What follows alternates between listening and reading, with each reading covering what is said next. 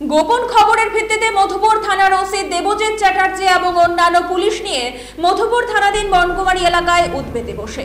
এমন সময় রাস্তার মাথার দিক থেকে আসা কমলা সাগরের উদ্দেশ্যে একটি উল্টো গাড়ি আসে।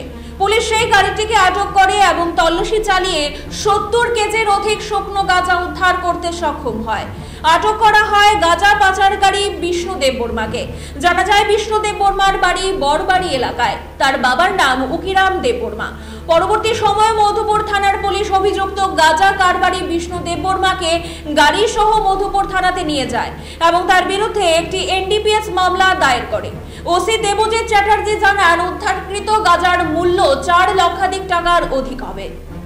আজকে সকালে একটি গোপন সংবাদের ভিত্তিতে মধুপুর থানার অফিসার স্টাফরা আমরা এনডিপিএস এর এগেইনস্টে অভিযান চালাই এবং এখানে বনকুমারীর রাস্তার উপর একটি গাড়িকে আমরা পাই আটক করে এবং তার মধ্যে তল্লাশি চালিয়ে আমরা প্রায় 70 কেজি গাঁজা উদ্ধার করতে পারি। পরবর্তী সময়ে ওই গাড়ি যার আন্ডারে পাওয়া গেছিল তাকেও আমরা অ্যারেস্ট করি এবং ঘটনাস্থলে আমাদের এসএফএল টিমও আসে, তারাও টেস্ট করে এবং এতে পজিটিভ আসে।